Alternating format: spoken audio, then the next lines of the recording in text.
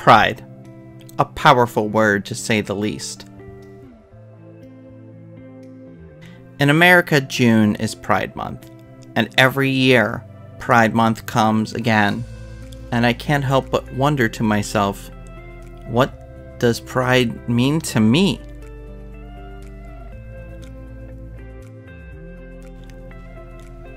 When I was a teenager and I just came out, pride meant everything to me. But over the years, I felt that the fact that I was gay didn't mean quite as much to me as people wanted it to be. So now here we are in 2022, and I couldn't help but wonder yet again, what does pride mean to me?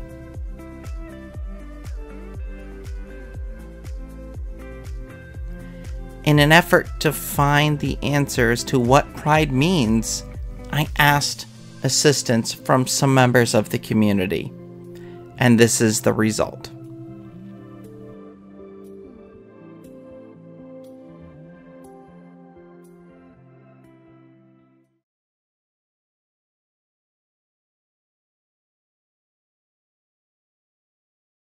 Pride to me means being proud of who you are or what you are, regardless of how others might interpret it, as well as those that come to question themselves or even aren't sure about things, being able to help steer them in the right direction. Pride, I would say, is probably twofold. I know it originally started as protest action against inequality for LGBT people. Nowadays, I say it's a bit of a mix. There's still very much that protest atmosphere because there's still a lot of work that needs doing, but also a bit of a celebration with how far we've come as well. You see a lot of prides in areas that are more welcoming. They tend to be more like parties, celebrating how far we've come, but also so very important in places which don't have that level of acceptance or where it's under threat. Everywhere from countries where it's still illegal to be LGBT to countries where there's still many attacks on places that theoretically should accept them as well. So it is a celebration of how far we've come, but also a protest and a call to action for how much work we still have to do. I have a rainbow flag in my music studio, like right here, and in our bedroom is our bisexual flag. And there's just something really, uplifting about seeing those kind of colors, especially because I remember there was this period of time, like a couple of months before, like I had fully come out to myself and whatnot. Whenever you would drive around or just, go out and about, and you kind of had like this sixth sense of it. Like you'd see, I remember there was a time I was driving with my family and I was in the back seat, and can't quite remember where we were, but like I just kind of glanced over and I saw that there was a rainbow flag in a window, and even just a very subtle sight like that, made me smile. Like, it's a really nice feeling. It adds some color into a world that is insisting on trying to be a little more darker. And it's one of those things where I understand that, like, whatever I say about it probably isn't going to do it justice, but it means a lot to me to know that it means so much to so many other people who could very well need this stuff a lot more than someone like me can. Pride is a way that we can express what being a part of this community means to us in a public fashion, and also a way to meet others who are a part of the community, because you can't always tell. In fact, most of the time you can't tell by looking at somebody and if they are a part of the LGBT community or not. So besides the fact that you get to meet others and introduce yourself to others and maybe connect with some social groups, it's also a good opportunity to help my child, who is also a non-binary person, learn more about the community and what kind of activism is needed for their generation, that they will get to pick the torch up for us? For me, pride is about getting to express who I am and my identity, who I love. And it's getting to be my most authentic self in a way that's free of judgment. Pride to me is essentially a movement. It is a way of life. It is a community. And it's a community in which I have found purpose. I can be proud. I have the possibility in our world to be proud of what I can be and achieve once I'm truly acting as myself on the outside, and not having to worry about what others may think. And that just inspires me to bring that out to the world, bring laughs to the world, and especially to the community, the Brony community, and the friends who helped me on my journey, because even having the possibility to show this pride, it's all thanks to friends and the people surrounding me who have supported me, who have helped me see myself in a way. Basically, I think what pride means to me in this context is, yeah, it's tolerance and taking pride, there's the word, in who you are and whatever your orientation may be. And that's what I think that's what this month is about. I think that's what it's all about, period. Let's see, I'm a bit over 40 years old, so when I was growing up in the 80s and 90s, whenever gayness or queerness was brought up, it was always something to be deeply ashamed of. And when I went to high school, I went to high school in a rural area. It was extremely homophobic. And like, I heard that message at school, I heard that message at home, I pretty much heard that message everywhere, that being queer in any way was the worst possible thing that anybody could do. And it was after getting out of that high school, about a year or so after that, that I realized that, oh, I might actually like guys, and that was very confusing to deal with.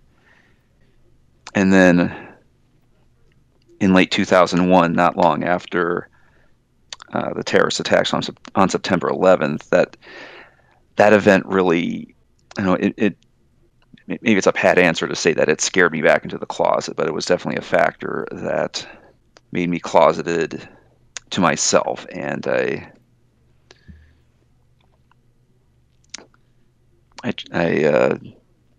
kept telling myself I was straight. I just got into a ton of denial over it.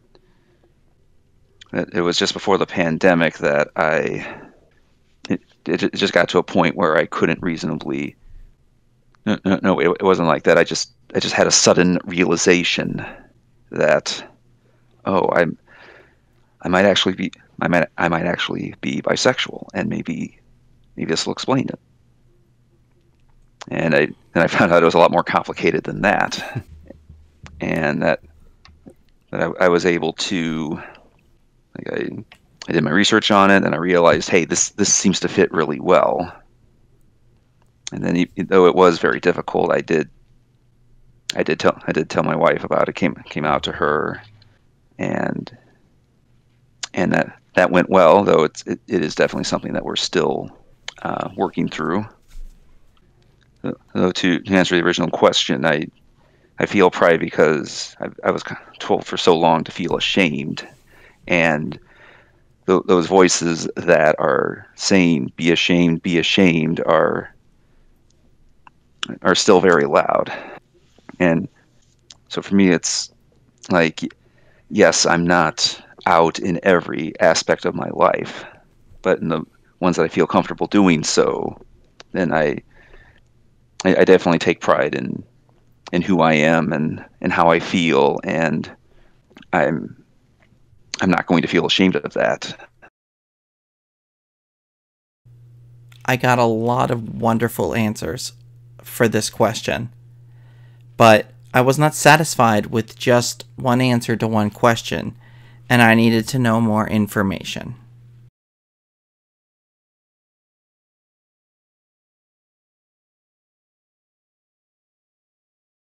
I don't necessarily disagree that a Pride Month is a good thing to have. It is, and it's worth having time that we can actually emphasize on and put focus on and say, here's issues that need highlighting.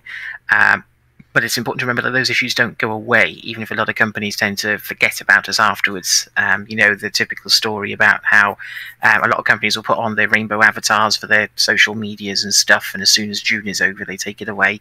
I don't think it's a bad thing that we have a Pride Month where more people are paying attention to us. We can say, here's the problems we still face, here's the help we still need, here's the battles we're still fighting. As long as people remember that for us, it isn't just a thing that lasts for a month, it's our entire lives. It happens all the time. Unfortunately, I feel like we're on a bell curve where the Stonewall started it, and we went up, and the recognition and acceptance, or at least it seemed like we were going up, and it seems like we're going back down again, unfortunately. I think we have a lot farther to go. I would love Pride to be the whole year round. That we're just people and not an other. We are. I want to not be othered, which I think being part of the trans community, or the LGBT community in general, is we all feel othered, and Pride Month makes us feel included, but it also makes us feel othered. So take it as you will. After the Stonewall riots, they had a big Pride gathering to remember and to say, like, hi, we're here and we're queer and this is who we are. And I think that while Pride in 2022 has become more corporate, the basic gist of it is still to say, hey, we're here, we're queer, and you can't erase us out of existence. We're still going to be here. Of course, the time to support the LGBTQ plus community is always, but that we have like a condensed a time frame where we especially reach out to those people who are still struggling and still like trying to find themselves, just to support them. I think that's a very important thing about the Pride Month. I think it's I feel like this is just going to be one of those things that we say every year, but like I think it's becoming even more important. More and more important as people start to realize just how serious some marginalized groups are vulnerable to certain things, and it's really important for those kind of people to be able to look at this and see that they are not alone and they will never be alone. Back in the late 90s, early aughts, when I identified as bi or as gay, it really wasn't that big of a deal. It never seemed like it's nothing like how it is today. And I think there was more of a focus on survival versus, hey, let's be out and proud. And then fast forward to today, and I am glad for the month because, and I think especially on being bi often means being invisible, and having a month that says, hey, we're all here. Yeah, we're all different in our queerness, but we are all still queer in some way, and we are fine as who we are. And this month is about us being proud of who we are. We need to be prideful for who we are. And having that celebration is a reminder for us that we have overcome a lot of things. Do we still have things that we need to work on? Yes.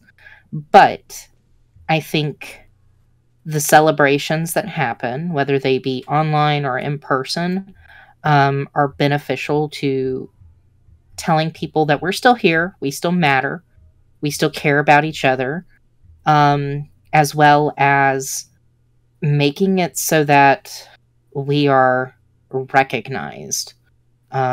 Because, we, as a culture and society, at least in America, there are times in which we need to, for our own safety, hide. And this is our month to really show we are here, we exist. Having a designated month, it is definitely, it's symbolic, and I think it is really powerful to see a lot of what I see in this month, even coming from my perspective. At the same time, though, I think if a lot more, I suppose if I'm going to mark myself in a bin here, because we have different bins, I guess, as an ally, I suppose, is what I would use as a descriptor for myself. I think it would be so much more just incredible if other allies had that energy that's in this month year round, all the time. Because again, like I said, the way the world is, I wish that energy was there constantly.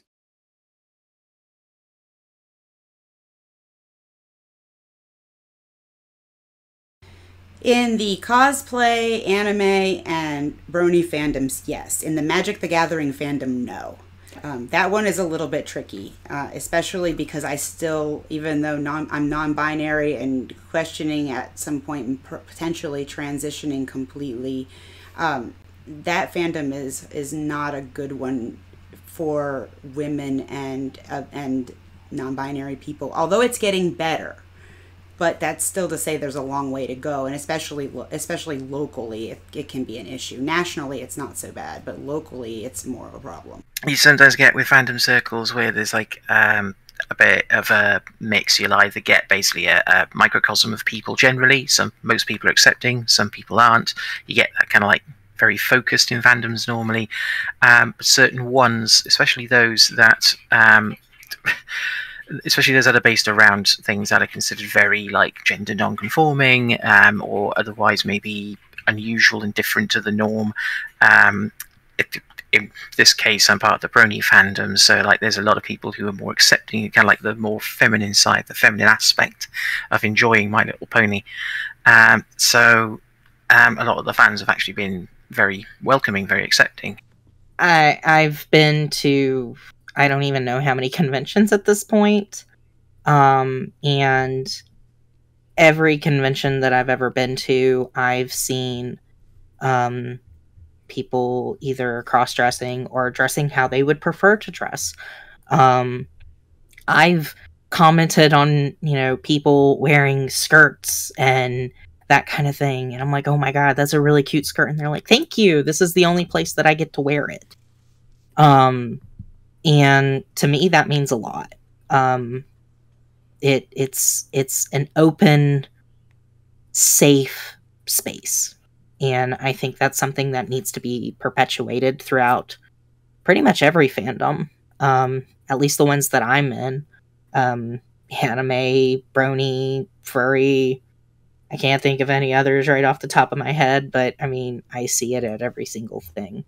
As I mentioned, I feel like I can be completely open about who I am and who I like while within fandom spaces, and it's very rare that I get any pushback or anything like that. Yeah, so I think it's a lot easier to be who I am in fandom circles. Because it's a lot easier to go to a con and be like, hi, I'm Brit, and this is who I am, this is who I love, this is, whatever. And it's a lot easier to say that to people that I see 3 days out of a month, maybe. Maybe it's 3 days a year. Even in online spaces, it's a lot easier to do that versus in my real life when I talk to family.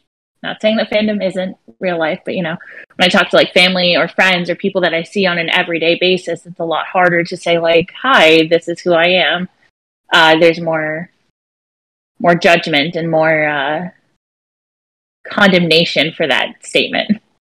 So I'm not trying to play favorites or anything, but with the communities that I involve myself in, it's really, really difficult, if not impossible, for anything to hold a candle to what the Brony community has done for me in terms of the support of this, the actualization of that, being bisexual is a part of who I am. And that's not to downplay or discredit other communities, because everyone's experience is different. But for myself, I really hate saying it, but if it wasn't for the pony community, there's a pretty decent chance I would still be in the closet. And it just I could give a very long and drawn out answer about how pony specifically has helped me through this. But I mean, the short of it is it's something I'm eternally grateful for. And I would say it absolutely had an impact in giving me that support and that pat on the back of not only acknowledging that that is who I am, that there's nothing wrong with that. This isn't something that you have to just work through or whatever. It's you, and that's great. That's beautiful. Obviously, I think bronies are by and far the most accepting, as far as the LGBT community goes. I don't think other fandoms, I don't think I'll have much of an issues with, but none of them feel as inclusive as the brony fandom. I feel at home, I feel like I could be myself. If I wanted to go be a magical unicorn with one of my favorite humans, Ellie Ray, I can do that. And I don't know of any other fandom in which I can do that. So it's nice having a home. So from my personal experiences, fandoms like the brony community are especially built up of people who are supportive in that sense, because we all, or most of us, watched the show and we hopefully all understood the lessons, and that is just what's leading to that, to accepting everyone regarding their sexuality or whatever. I love that diversity. I love that inclusiveness, and I constantly preach that when we are doing our content. I mean, it's my partner in Rift Ponies, they're non-binary. It's at a certain point it doesn't. When I say it doesn't matter, I don't mean that doesn't matter. What I mean that doesn't matter is all of them are people I love to work with, and at a certain point, those are all parts of who they are. One thing that I was so struck with in the interviews that I did is how often people referenced corporations and capitalism in modern society when it came to discussing the concept of Pride and Pride Month. So I decided to dig a little bit deeper.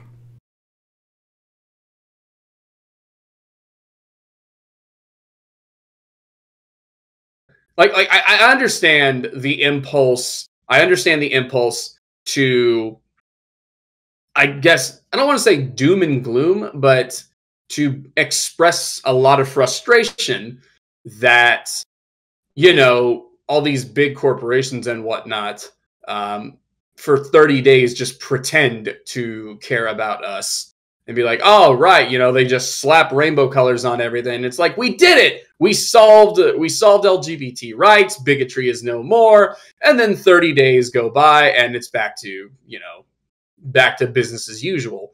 And to an extent, I do believe that is still true, that, like, you know, you could absolutely raise the argument that in the grand scheme of things, they probably, well, not probably, they absolutely could be doing a lot more than they currently are to show that they are in, you know, they're fighting the good fight with us and whatnot. This is funny because this is an ongoing like discussion with my friends and I, because I've got friends that are very against rainbow capitalism, and then I've got friends that are like super hyped the second that, you know, a company puts out their Pride collection, you know, and they're all for it. I tend to sit somewhere in the middle. I'm okay with companies celebrating Pride and putting out stuff for Pride, as long as they're, you know, donating to a Pride related organization, like something that helps the community. You know, I'm not super a fan if we get like, I don't want to like say names for your YouTube channel, but if there's a homophobic chicken company that turns rainbow for Pride Month, that's homophobic in my opinion. But if there's, you know, a department store that is selling binders and is donating money to the Trevor Project, that's cool. I'm cool with that. I think Alex Hirsch, creator of Gravity Falls, really put it well a while back, where he openly critiqued Disney, who is another hot button company on that whole matter, about how they will do that and then they will stay completely silent on it all other 11 months of the year, or silently support a bill that marginalizes them, marginalizes LGBT people.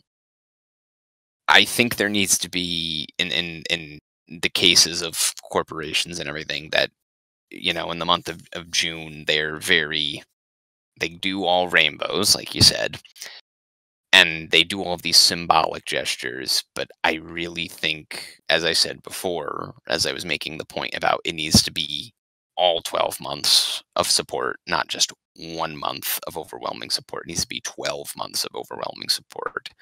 I think what's missing from the critiques of that is how companies treat their queer employees. And some companies do a lot to try to that they recognize and try to help their LGBTQ employees in any way that they can, that they make it visible, and even outside of Pride Month. And that sort of thing is not always, in fact, it's usually not visible to either the general public or the general LGBTQ public, if there is such a thing, because they're not working for those companies. And I'll just say that the parent company of the company where I work is one that it tries to make their queer employees feel welcome all year, every year.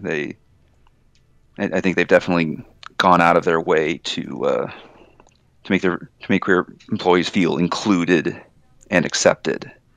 But that's not something that they advertise on, either in commercials or just in terms of how the general public sees them. So I think that's something that's missing from critiques of rainbow capitalism. Is you also have to see, how do companies treat their employees, and also how are these companies using their political influence. And starting off, of course, it's always nice to get rainbow stuff and pride stuff, but if you're a company who's openly like just standing for values that are completely against what you're just advertising during this Pride Month, then don't do it. It's just worse than simply ignoring the month, because you're just building your success and the money that you're earning through this on people that you're normally exploiting. And like I said, like, there are some stores, I can't name the one where, like, I like, they have the whole, like, hashtag say gay thing, which, you know, with dealing with the hashtag don't say gay thing, like, it's nice to go see that in reverse, I guess. Now, granted, I do see stores that make me very sad, especially ones close to my heart, where, like, you know, they'll get a shipment of Pride merch, and then they'll have tons of Harry Potter stuff. And it's kind of like, which side are you on? And it angers and upsets me that stores that you think you can trust, because they have you know, the Pride stuff, and then, like, they have that, and it's like, what? Are we a joke to you? Or are we just walking money? And in the eye of the capitalist beast, yeah. I am very aware that some companies literally just rely on appearing progressive to try and appeal to the LGBT community to try and make more money, and sometimes kind of like rather hollowly so, because they're companies that also support people, other companies, politicians, initiatives, and so on that harm us as well. So sometimes they kind of like ring hollow. But at the same time, you have companies who actually seem to actually genuinely try, genuinely care, to the point when people complain about Pride Month, they normally actually kind of like standing up for us. I know that a lot of people say it's still because they need to make money, but ultimately we live in a capitalist society. That's what these businesses are here for. But if they recognize being nice to these people who have done nothing wrong otherwise is a way of gaining custom, you know, and then, yeah, they're going to do it. Net result, if it means things improve for us, that's not necessarily a bad thing. We just need to be aware that it is still financially motivated. But also LGBT people work for these companies as well a lot of the time, so it's a lot of the time they have a hand in these kind of things as well. It's a difficult one to pin down because there's so many different companies with so many different motivations. And I still live in a rural area, and for our Target store to get Pride merchandise in the area that I live in, it really made me happy, because it feels like it's starting to come around to everywhere. And I also feel good about the fact that because of all of this representation, I know it's only just for a month, but I have a child. My child is ace arrow and non-binary. My child is not going to have to worry about finding things that suit them. They're not going to have to worry about knowing what are the words for who I am. They can be themselves. And they were really happy to go to our Target in our rural town and pick up a shirt that said he, him, she, her, they, them, all pronouns, please. And that was awesome. It gives people that are not able to purchase things that they would normally like want to buy, like for instance this shirt that I had to purchase online. It gives them a way to purchase it in person. I've also seen things like Target, for instance, having chest compression shirts specifically for assigned female at birth people. And I think that is great because that gives people that are assigned female at birth a chance to feel more comfortable within themselves. I would like it to see, I would like to see those items continue out throughout the year, even if it's just like a small little section, you know? I'm going to read this word for word because it makes my point 1,000 times better than I could. So, it's just the meme is like a back and forth between, the meme itself is just a back and forward between two people. It starts with one person saying, "Huh, a company put pride in their logo." And the other person's laughing at them and saying, "Haha, don't you know they don't really care about you?" This is the part I wanted to get at. When asked, when they say, "Don't you know they don't actually care about you?" Of course they don't. However, the fact that they can do this and not worry about losing profits in most parts of the world shows massive growth in the public's acceptance of gay people, which is much more important than what some company thinks. Which, again, I think it nails it. So all that being said, what does pride mean to me? Well, not only did I conduct these interviews, but in the process of editing this video, the Supreme Court of America decided to come down with a number of decisions that lessened the rights of myself and those that I love and care about. And Justice Thomas put forward a statement that basically conveyed that if we're not careful and we don't protect ourselves, we may suffer even more loss of our basic human rights. So what does pride mean to me? Pride means revolution. And we need a revolution. Pride means being ourselves and being proud of that fact. Because that means that nobody can take this away from us. That means that we are standing up for ourselves and believing in love over hate.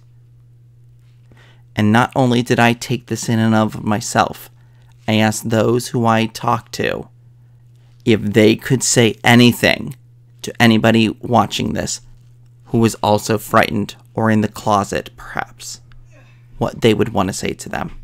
And these were their responses. I want to say first and foremost, of course, you are valid and you are not alone. Doesn't matter what you're feeling right now. I know how hard it can be. It can be horrible at times. I know, but it doesn't matter in how dark of times you find yourself in. There's always somebody who exactly understands what you're going through right now. And while you may not have access to those people right now, they will be there and they will find you. You can, once you are able to reach out to them, if you're able to reach out to them, do it. It's so much about the people surrounding you. If the people surrounding you aren't supporting you in who you are, if you have reason to be scared of openly expressing yourself to those people, then don't. Find the people, and they are everywhere, that will really support you, that will really see you and help you express yourself. You are never alone, even though it might feel like that sometimes. And all the different communities supporting the LGBTQ plus community, and the LGBTQ plus community itself will always be there. And there is a way. You are not alone. You're valid. I think that if you're questioning, definitely go to a pride, whether it be online or in real life or anything like that, and ask questions. Do research if you're not sure. Reach out. We are more than happy to help out with figuring out who you are if you're not sure, or even just talking about, hey, this is how I feel. We're definitely there to take the hands of anybody's that's outstretched and are either confused or looking or just need somebody to talk to. As somebody who, spent, God, I don't know how many years just kind of closeted, I can understand. But first and foremost, you're loved. And just because they're blood family doesn't necessarily mean that they're family. My friend group is the best family I've ever known in my life. And they are some of the most wonderful people. So if your family is the kind of family that's not going to lift you up to where you need to be, whether it be mentally, physically, anything like that. Surround yourself with people that will. Sometimes it can take your entire life to find out who you are. That just because you get to a certain point in your life and you think, oh, I'm like this, that doesn't necessarily mean that it's so. And that also, yes, being closeted is scary. I know all about that, and it feels like there's nowhere else to turn and nowhere else to go. But I also think there are so many more resources available today, such as the Trevor Project. I really wish that that there had been something like that when I was that age, and I was either questioning myself or that I had figured out my attraction but didn't know what to do with it. And I also think that allies are there, even though it can seem like they're not, and that coming out is incredibly scary and incredibly difficult. But it's something that it definitely shouldn't be forced, because forcing it can be just as bad as staying closeted given the circumstances. But that the closer you can get to finding and living as yourself, generally the happier and more fulfilled you're going to be. I remember when I first came out, or not when I first came out, but like one of the biggest roadblocks for me as a bisexual person, one of the biggest reasons why I was so hesitant to come out in the beginning was like, well, what if I'm wrong? Like, what if this is something that I'm just misinterpreting and it turns out I'm not bisexual, or like this is just something like you probably know what I'm saying. Like, that's the thing about these kinds of labels and whatnot. At the end of the day, it's about what do you see yourself as? Like, what is your identity?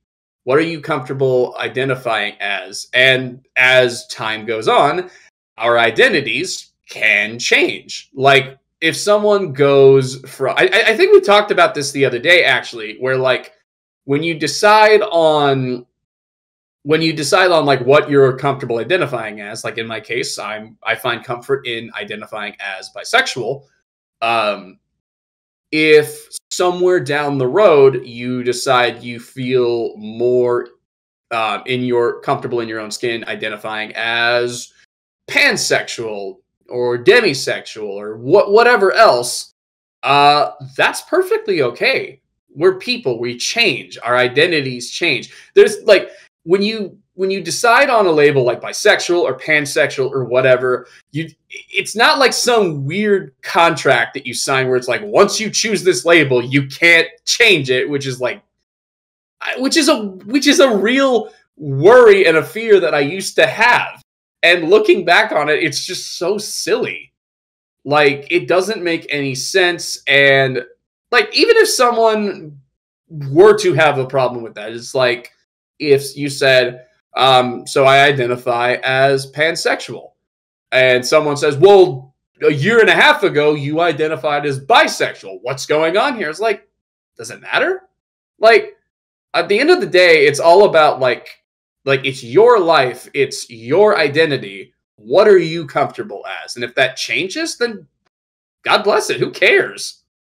You know, I think that even if you're in the closet, even if you're in a place where you can't come out, you can't publicly say, hey, I'm gay, or hey, I'm trans, or whatever, you can still love yourself. And I think that's the most important thing about Pride Month. You know, like, yeah, there's a cool community, and it is really neat to see everybody come together and be like, yeah, you know, we're here, we're queer, yay us. But really, at the deep down core of it, Pride is all about loving who you are. Don't fight it.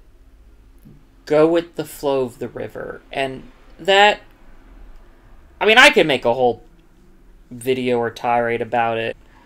But if you